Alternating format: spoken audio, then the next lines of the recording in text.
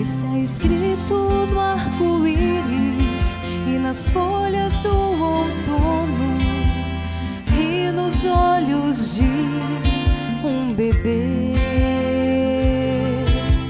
Deus te perdoará, mesmo se não merecer. Ele o faz só por te amar. Não duvides, pois em qualquer lugar sempre haverá provas desse amor. Abre teus olhos, contempla a criação do nosso Deus. Contempla a criação do nosso Deus. Abre tua alma e sentirá sua glória ao teu redor. Sentirá sua glória ao teu redor. Então verás as provas desse amor. Em um dia em mais de vida e em cada entardecer, e nos cânticos de amor e de paz. E quando percebemos o sentido de viver, nossa fé aumenta mais e mais. Misericórdia é o dom do nosso Deus. É a maior das provas, provas desse amor. Abre teus olhos, contempla a criação do nosso Deus. Contempla a criação do nosso Deus. Abre tua alma e sentirá sua glória ao teu redor. Sentirá sua glória ao teu redor. Então verás as provas desse amor.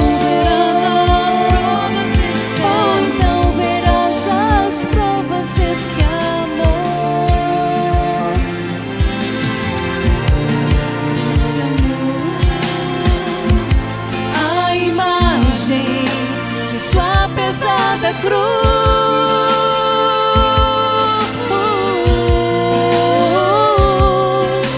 é evidência pura desse amor. Evidência pura desse amor. Abre teus olhos, contempla a criação do nosso Deus. Contempla a criação do nosso Deus. Abre tua alma e sentirá sua glória ao teu redor. Sentirá sua glória ao teu redor. Então verás as provas desse amor. Oh, então verás as provas desse amor.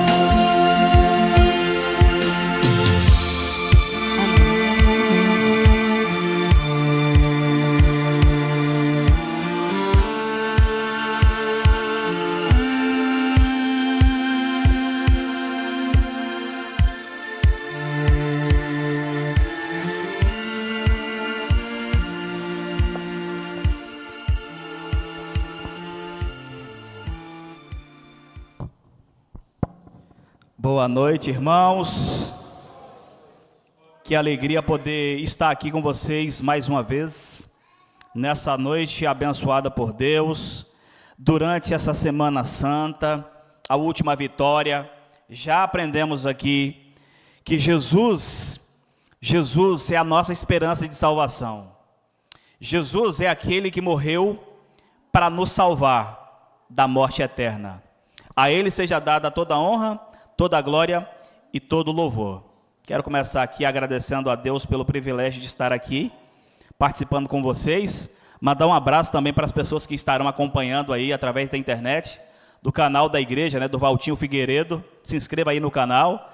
Também no canal Sérgio Branche, que é o meu canal aí no YouTube, onde pessoas têm acompanhado aí também. E a gente fica feliz, porque a mensagem da pregação da palavra de Deus tem sido levada adiante, amém? Irmãos, abra sua Bíblia no livro de Lucas, no capítulo 15.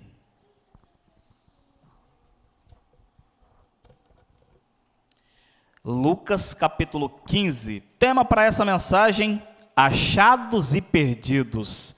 Você vai entender o porquê. Lucas capítulo 15, versículo 1 e 2. Diz assim a palavra de Deus: aproximavam-se de Jesus todos os publicanos e pecadores para o ouvir. E murmuravam os fariseus e os escribas, dizendo: este recebe pecadores e come com eles. Preste bem atenção, eu falei para vocês aqui sobre o sermão, as 5 partes do sermão: oração, leitura, e o que mais? Explicação, aplicação e apelo. Já oramos aqui em vários momentos, já lemos o texto bíblico, e agora a explicação. A Bíblia diz que aproximavam-se de quem? De Jesus. Todos os publicanos e pecadores. Para quê? Para o ouvir. Olha só, aproximavam-se. Isso quer dizer que eles estavam antes distantes, afastados. Eles foram até a presença de Jesus, buscando. Aí vem a promessa. Eu vou citar algumas passagens para você. Não vou ler, questão de tempo, tá bom? Mas, por exemplo, quando você vai para Jeremias capítulo 29, versículo 11 a 13, Deus fala assim: eu sei que pensamento tem a respeito de vós, pensamento de paz, não de mal, para dar a vocês o fim que vocês desejam. Passareis a orar a mim, e eu vos ouvireis. E buscar-me-eis, e me achareis, quando me buscar de todo o vosso coração. Já no texto de Jeremias, capítulo 33, versículo 3, a lei também tem uma promessa: invoca-me, e responder-te-ei, anunciar-te-ei coisas grandes e firmes que ainda não sabes. Então Deus está pedindo o quê? Para que nós possamos buscá-lo de todo o nosso coração. Se você for para Isaías capítulo 49, 15, 16, ali é a promessa também. Ele fala: ainda que uma mãe que amamenta seu filhinho vier a se esquecer dele, eu nunca me esquecerei de ti. Sabe por quê? Aí ele dá a explicação no versículo 16: porque na palma das minhas mãos te gravei.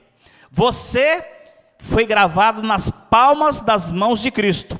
E todas as vezes, de eternidade em eternidade, quando ele olha para ali, ele vê que valeu a pena. Sabe por quê?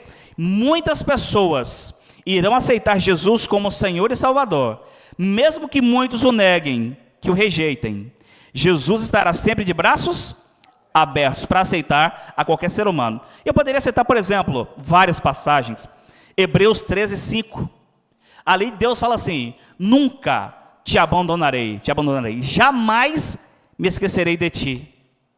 Agora, vem um texto que eu acho também lindo.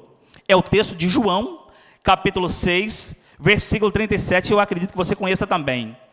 Fala assim, ó: todo aquele que o Pai me dá, este vem a mim. E o que vem a mim, de maneira nenhuma, o lançarei fora. Irmãos, que texto fantástico. Jesus está dizendo: todo aquele, toda aquela pessoa que o Pai me dá, este vem a mim. E o que vier a mim, de maneira nenhuma o lançarei fora. Não importa a cor da sua pele, a sua posição social, se você é homem, mulher, branco, negro. Jesus fala para você: eu nunca vou desamparar nenhum dos meus filhos. Essa é a promessa de Deus para você e a promessa de Deus para mim. Então o texto diz assim: aproximavam-se de Jesus. Quem era? As escórias da sociedade. A Bíblia está dizendo: publicanos e pecadores. Quem eram os publicanos, para você entender? Eram cobradores de impostos. Judeus cobrando impostos de judeus para o Império Romano. E eles eram tidos ali como o quê? Eles estavam como traidores da pátria, pecadores. E eles se aproximavam, buscavam a Jesus para ouvir. Ouvir o quê? Sermões, a palavra de Deus. E o que saía da boca de Jesus envolvia o quê? Salvação. Jesus queria salvar aqueles publicanos, aqueles pecadores. Jesus queria trazê-los para a igreja. Jesus queria que eles nascessem de novo através das águas do batismo. Então, eu costumo dizer o seguinte: essa preposição para o ouvir, ela indica um propósito. Eu já falei isso aqui, se eu não me engano. Se eu disser assim: eu, Sérgio, vim à igreja com o propósito de adorar a Deus. Pergunta: por que eu vim à igreja mesmo? Para adorar a Deus. João foi à padaria para comprar pão. Com que propósito João foi à padaria? Para comprar pão. Então o texto está dizendo: aproximavam-se de Jesus todos os publicanos e pecadores para o ouvir. O propósito era esse: ouvir a palavra de Deus. Jesus queria salvar aquelas pessoas. Tem um problema agora. Versículo 2.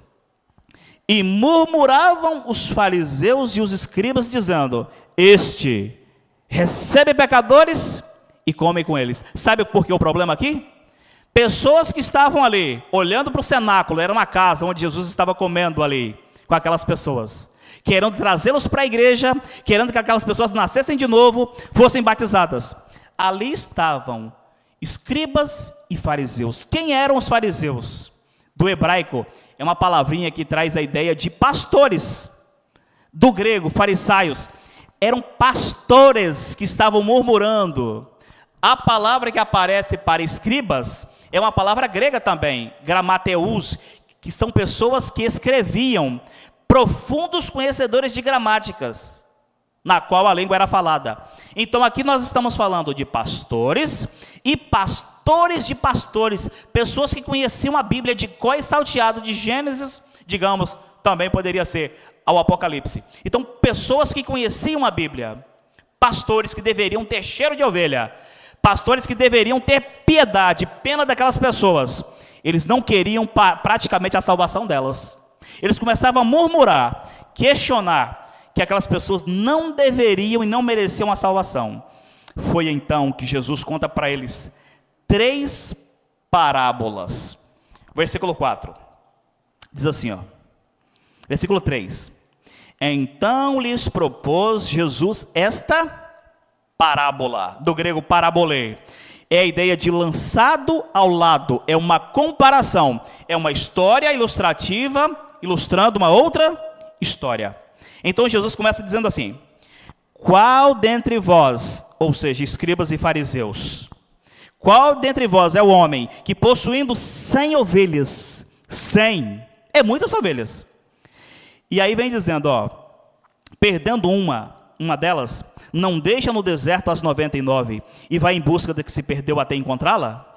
Achando-a, põe sobre os seus ombros, cheio de júbilo. Por que Jesus usa aqui a figura de uma ovelha? Sabe por quê? Aqui o texto está falando sobre escribas e fariseus. Se você chegar no capítulo 13, 14, eu não vou ficar lendo por causa da questão de tempo, fala do chefe da sinagoga, que quando Jesus, no versículo 10, ensinava, curava no dia de sábado, aquele chefe da sinagoga que era um pastor, ele dizia: não, você tem 6 dias para curar pessoas, e no dia de sábado você vai fazer isso? Aí Jesus vai dizer o seguinte para eles, no versículo 15: hipócritas, cada um de vós não desprende da manjedoura, do curral, do aprisco, o seu animal no dia de sábado para dar de beber? Eu te pergunto, o que é que vale mais? Um animal ou um ser humano? Vocês são hipócritas. Vocês deveriam guardar o sábado, sim. É o dia do Senhor, está na Bíblia. Agora, você deveria ter compaixão das pessoas. Por que Jesus fala dos animais aqui? Aqui, se você pegar o capítulo 16, versículo 14, os fariseus que eram avarentos ouviam tudo isso e o ridicularizavam. Jesus fala da questão, possuindo 100 ovelhas, Você acha que você se perdesse uma delas, você não deixaria uma no deserto e iria procurá-la até encontrá-la? Porque era uma preocupação deles, era perda de maneira financeira, era prejuízo financeiro. Eles não estavam preocupados com aquele animal, trazê-los para a eternidade, nada disso. A preocupação deles era uma perda financeira. Aí Jesus começa dizendo para eles o seguinte: da mesma forma, acontece no céu. Eu te pergunto, uma ovelha é um animal. O animal sabia que estava perdido? Sim ou não? Sim ou não? Sabia que estava perdido. Você tem aqui o aprisco que é o curral, manjedoura. Depois do curral, a ovelha iria para o deserto até chegar no oásis, bebendo água, aí vem comendo ali, né, os pastos verdejantes. E nesse despercurso aqui, ela se perdeu. Ela estava segura no aprisco, na igreja, digamos assim, tá bom? Mas ela se perde em algum momento.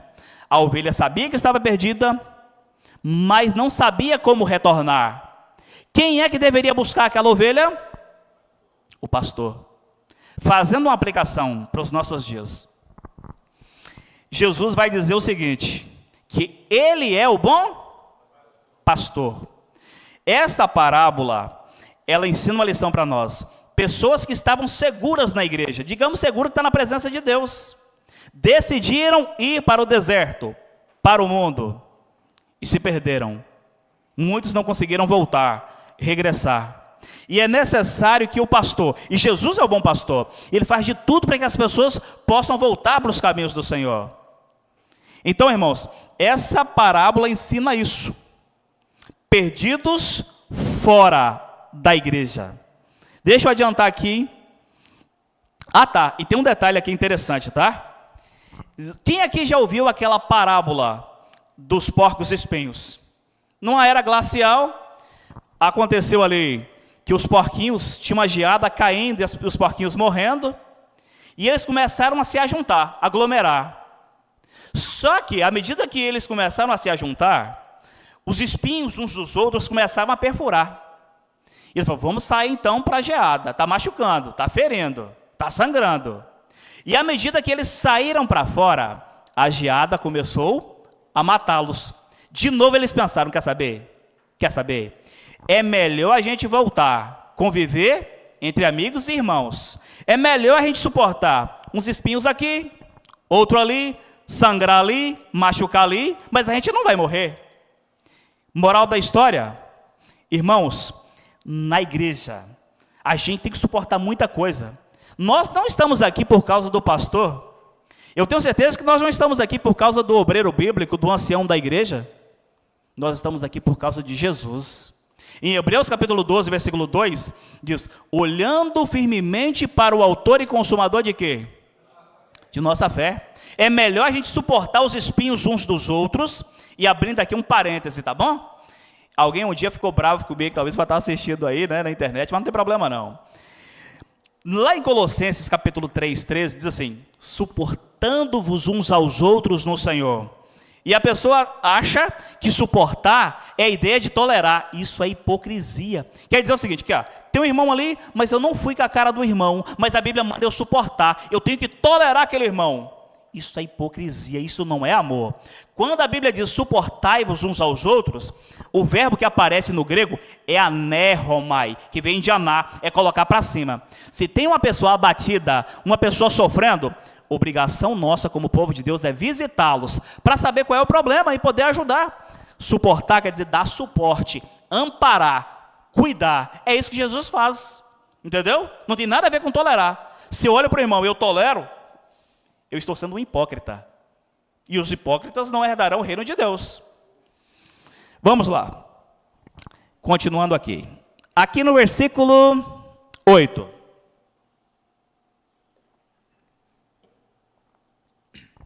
Jesus diz assim, ou qual é a mulher que tendo 10 dracmas, se perdeu uma, não acende a candeia e faz o que, irmãos? Varre a casa e a procura diligentemente até Preste bem atenção.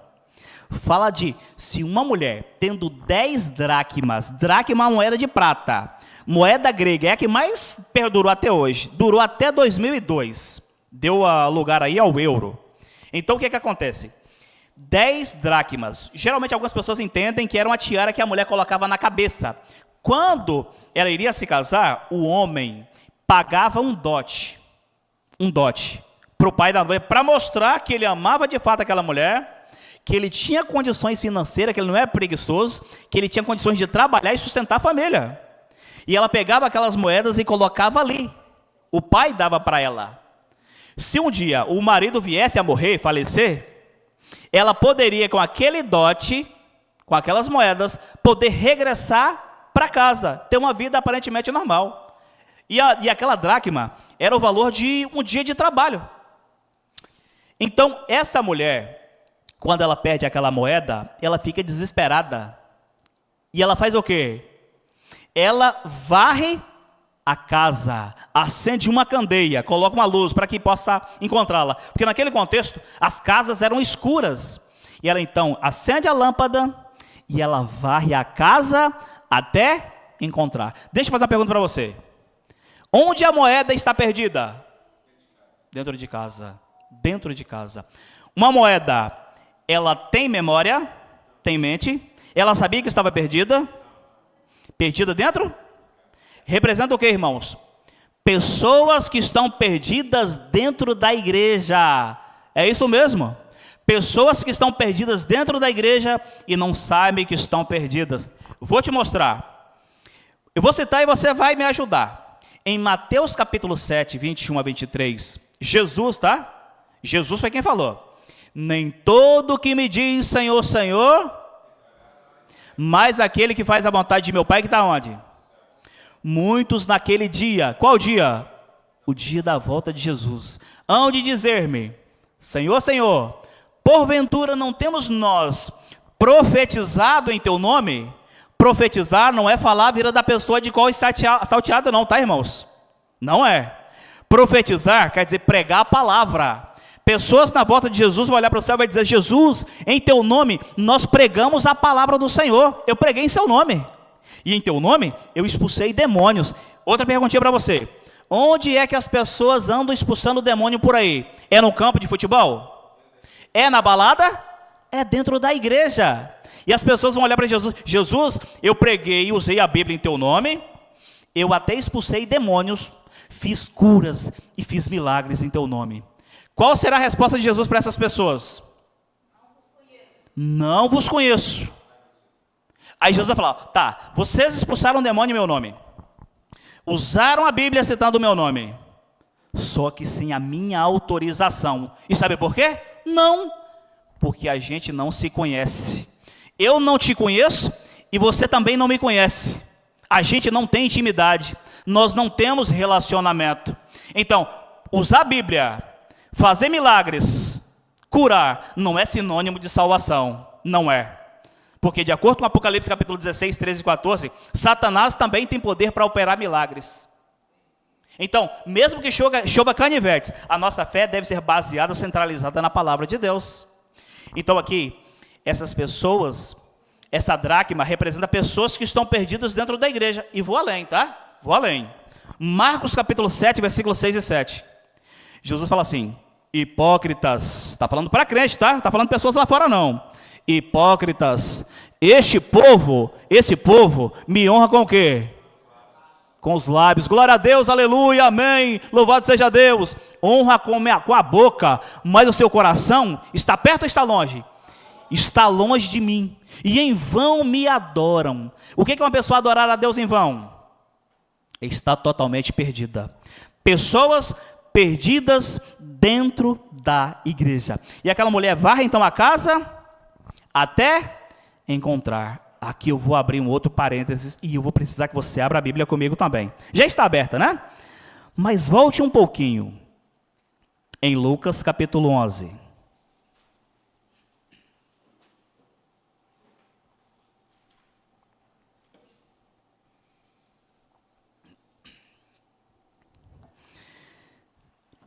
(11, 24 e 25. Preste atenção.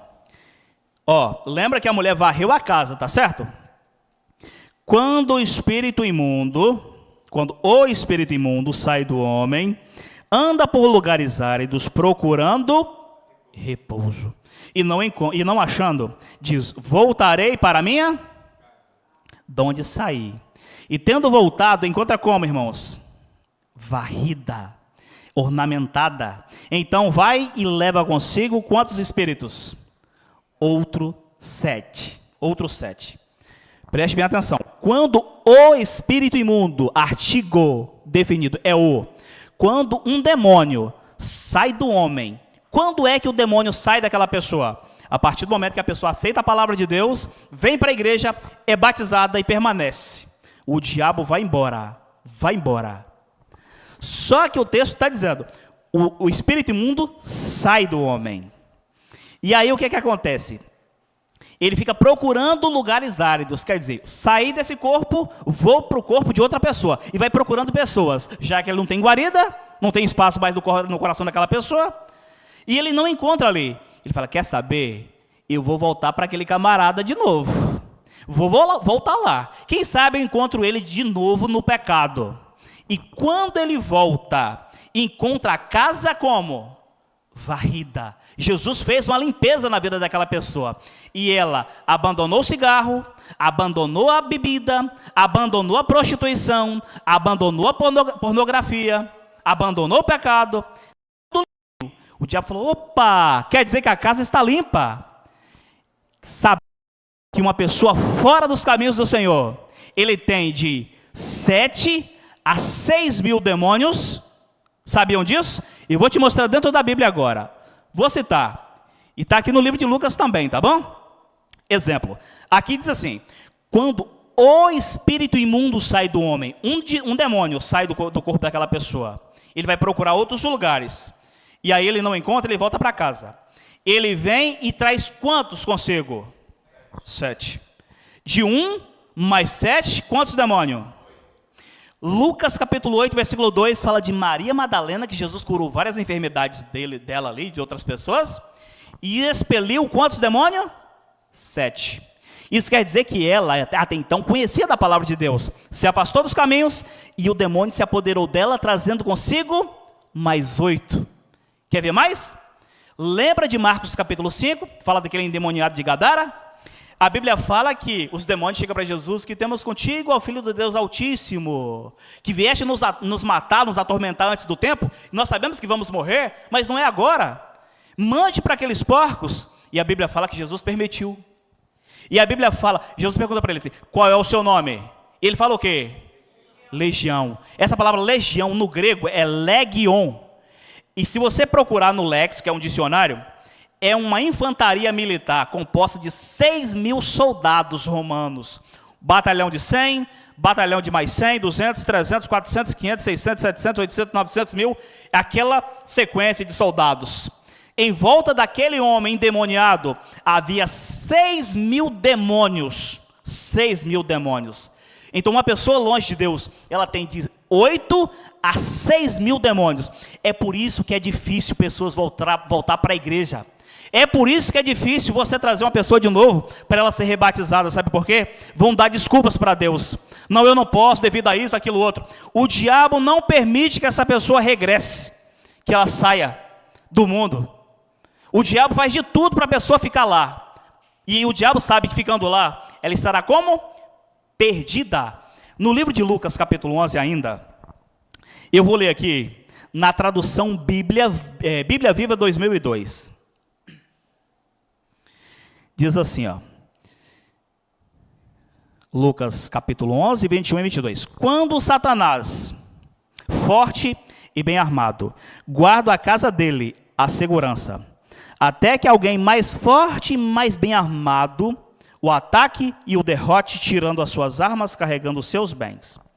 Se você pegar algumas traduções, fala assim, quando o valente mantém a sua casa.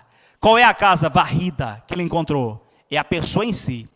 Quando o valente, o diabo, ele quer que as pessoas não saiam do mundo, ele guarda ali, ele não quer que as pessoas abandonem os vícios, Ele quer manter as pessoas na escravidão do pecado. Só que a Bíblia fala que chega um valente, mais valente do que Satanás. Quem é esse valente? Jesus. Jesus é esse valente que chega e vai tirando de Satanás toda a sua armadura. E qual é a armadura de Satanás? Cigarro, maconha, cocaína, prostituição, tudo que não presta. O diabo quer manter aquelas pessoas ali no pecado. Chega Jesus e vai dizendo, ó, sai daqui, Satanás. Aqui você não tem mais espaço. Aqui você não tem vez. E Satanás é fazer o quê? Satanás é banido fora da vida daquela pessoa. Jesus, ele comissiona pessoas mais valentes do que Satanás.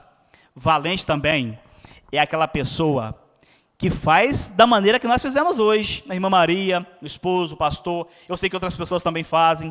Vão de casa em casa, pregando a palavra de Deus. Irmãos, algumas coisas até hoje me chateou. É por isso que eu falei aquela hora e repito de novo, tá? E eu não vou prolongar a mensagem não, pode ficar tranquilo, tá, irmãos? Tem pessoas que falam assim, eu vou sair da igreja porque o irmão olhou para mim de cara feia. Não suporto o ancião. Não suporto o diácono, a recepção, não sei mais o que, o pastor da igreja, e não sei mais o que. Irmãos, preste bem atenção. Um dia, num determinado lugar, eu não vou falar o nome, mas alguém assistindo aí vai saber do que eu estou falando, né? E eu falei, vou abrir aqui uma classe bíblica, vou estudar a Bíblia com essas pessoas. A irmã, diretora da igreja, falou, Sérgio tem que procurar um serviço para ele e trabalhar. Sérgio vai ter que procurar um serviço para ele e trabalhar, é isso que ele tem que fazer. E eu trabalhando como obreiro bíblico. E eu te pergunto, será que um obreiro bíblico, saindo de casa em casa, pregando a palavra de Deus, não é um trabalho? Eu falei, se eu sou vagabundo pregando a palavra de Deus, então, minha irmã, o seu dízimo não vale nada, porque o pastor também é. Porque o pastor também vive de dízimos e ofertas. Na verdade, de dízimo. Você entendeu? Então, muitas das vezes, o valente, ele vai de casa em casa, tirando pessoas das garras de Satanás. Deixa eu partir para a parte final. Voltando ainda na parábola. A parábola do filho pródigo. Vou ser rápido nessa daqui. Diz a Bíblia que um pai tinha 2 filhos. 2 filhos. Um mais moço, que é o caçula, e o mais velho. E a Bíblia diz que aquele mais jovem, que é o caçula, ele pede ao pai para que dê a parte da sua herança. A sua herança. Só que a Bíblia diz também aqui, no versículo 12, que o pai repartiu para os 2. Tanto o mais novo quanto o mais velho receberam a herança. As pessoas olham para esse texto e vai dizer o seguinte, olha só, esse filho mais novo, que é o pródigo, que é o gastador, ele foi embora, pegou a sua parte, a sua herança e foi embora, não tem amor para com o pai. Mas também o filho mais velho recebeu a sua herança. Tem um detalhe, eu não sei se você já prestou atenção nessa parábola. Aparece a mãe aqui na figura do texto bíblico? Aparece a mãe? Não aparece. Só tem um detalhe. Ela, na minha opinião, ela está aqui de maneira implícita. Sabe por quê? Que quando a Bíblia fala que esse jovem vai para fora e ele come com porcos e ele decide um dia voltar, e o pai, quando vê de longe, o que ele vai falar para ele? No versículo 22, na verdade, né? O pai, porém, disse aos seus criados, servos, trazei depressa a melhor, e faz o quê? E veste. Coloca um anel nele, as sandálias e tal. Esse papel é da matriarca da família, é da mãe. Se você pegar, por exemplo, o livro de Provérbios 31, versículo 13, lá fala da mulher virtuosa. Quem vai encontrar a mulher virtuosa? Lá fala que a mãe, ela quem confeccionava roupa para a família. Então, provavelmente, essa mãe não estava morta. Ela estava ali. Então, preste bem atenção. Esse filho vai embora. Ele está desonrando o pai e desonrando a mãe, quebrando assim o 5º mandamento. Ele não está honrando o pai e muito menos a mãe. Quando o pai morria, a obrigação do filho mais velho era de cuidar dos bens da família. Quando o irmão mais velho morria, quem ficava geralmente era o outro irmão e assim sucessivamente. Perceba, então aqui, a mãe estava viva, o filho estava vivo, o irmão mais velho, o pai ainda estava vivo. Foi uma desonra para ele. Foi uma desonra. Só que aqui, quem é que estava perdido? O mais novo ou o mais velho? Os dois. Os dois. O outro foi embora de casa. O que estava aqui, ele continua na casa do pai, ele não mantém uma família. Olha o detalhe que passa despercebido. Ele, quando o filho pródigo volta, que ele fica ali bravo, ele está cuidando da terra. Ele não ficou contente com a volta do filho mais novo. Por quê? Que quando tem a questão de matar o animal, fala, poxa vida, tanto tempo que eu trabalho para o Senhor, e o Senhor não me deu nenhum. O pai não tinha obrigação de dar. Já tinha dado a sua parte da herança. Vocês perceberam aqui? Estava perdido o filho mais novo e o filho mais velho. A história não é o filho pródigo e nem o irmão do pródigo. Aqui, o centro da história dessa parábola é um pai de amor e de misericórdia. Essa parábola mostra para os escribas e fariseus que eles estavam perdidos como pastores. Não deveriam, mas eles estavam fazendo o quê? Mantendo afastadas as ovelhas do aprisco. Deixa eu só terminar aqui, contando uma história rapidinho. Conta-se a história de um jovem que, com a ajuda do seu pai, ele fez um lindo barquinho. E todos os dias, ele iria para a beira da praia brincar com aquele barquinho. Mas um dia, um vendaval, as ondas levaram aquele barquinho para muito longe. Ele ficou muito triste, porque havia perdido seu barquinho. E um dia, muito tempo depois, ele passando em frente a uma vitrine, ele viu o seu barquinho ali. Ele chega para o dono da loja e vai dizer assim, olha, esse barquinho é meu. O dono da loja diz assim, é seu? Então me prova. Ele pega aquele barquinho e estava lá a sua inscrição, o seu nome. E aí o homem fala assim, tá, é seu? Então você vai ter que pagar. Aí o que é que acontece, irmãos? Esse menino volta para casa, consegue levantar uma certa quantia de dinheiro. E ele pega aquele barquinho e começa a abraçar, beijar e diz assim, você é meu duas vezes. Eu criei você e agora eu te comprei. Você é meu 2 vezes. É isso que Jesus diz para você. Você pertence a Jesus 2 vezes, porque Ele te fez e Ele te comprou lá na cruz do Calvário. Amém?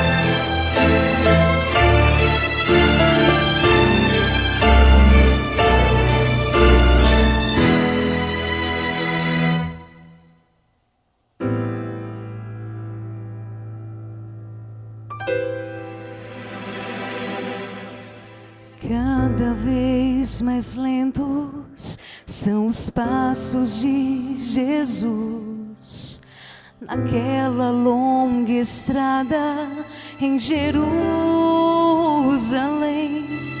Cansado, ferido, machucado, humilhado, são palavras que desprezam esse quadro de horror. Naquela rua empoeirada vão as marcas da cruz. O seu sangue escreve a história de um Deus de amor. Não há quem o ajude. Muitos fogem, muitos choram. Seu olhar quase se apaga, mas ele segue, não para. As mãos, os pés, os cravos a ferir seu corpo, a cruz, a dor, a coroa que ele usou. Jesus pagou, foi tudo por amor. Seu perfeito sacrifício trouxe graça e perdão a mim.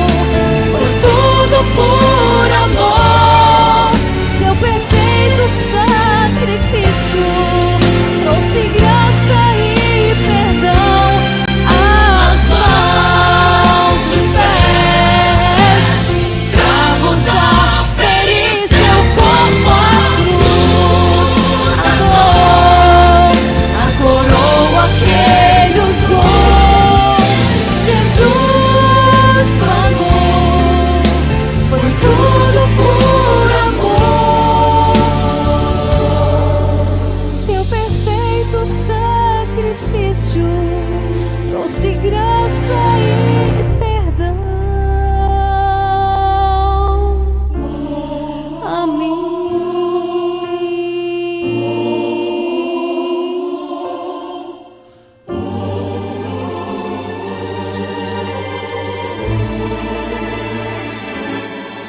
Amém. É isso que Jesus quer nos dar, né? Graça, salvação, perdão e, consequentemente, vida eterna. Irmãos, eu não sei para quem eu estou falando nessa noite, não conheço o coração de vocês. Quem sabe eu estou falando para uma ovelha que está perdida fora do aprisco. Estava na igreja, saiu, abandonou os caminhos do Senhor. Eu digo para você, meu irmão, minha irmã, é hora de regressar, é hora de voltar. Jesus está de braços abertos para te aceitar. A igreja é imperfeita como ela é, membros falhos, mas existe um Deus perfeito que morreu no seu e no meu lugar para nos dar salvação. Pode ser que eu esteja falando também para uma dracma perdida, pessoas que estão perdidas dentro da igreja. É hora de um renovo, é hora de um recomeço, de uma entrega por completo nas mãos de Deus. Irmãos, esse Jesus, Ele te ama, Ele provou isso na cruz do Calvário. Então o que Jesus espera de você e de mim é interesse de coração, uma entrega por completo. Então o que Jesus espera de você é que você coloque a sua vida no altar dele, entregue-se por completo nas mãos de Deus, e milagres vão acontecer na sua vida. Amém? Senhor Deus e Pai eterno, aqui estamos nós, Pai querido, falhos como somos, pecadores, mas somos filhos do Senhor. Tem misericórdia de nós, ó Deus. Aqui ninguém é melhor do que ninguém, todos nós estamos na mesma condição de pecadores. O que o Senhor espera de nós é que nós possamos permanecer firmes, para recebermos então lá no futuro a coroa da vida eterna. Seja com cada um de nós. Não deixe, não permita, ó Deus, que ninguém aqui que aqui está venha perder a sua salvação, mas que nós possamos olhar para Jesus, que é o autor e consumador de nossa fé. Essas bênçãos nós te pedimos em nome do Senhor Jesus. Amém. Que Deus nos abençoe.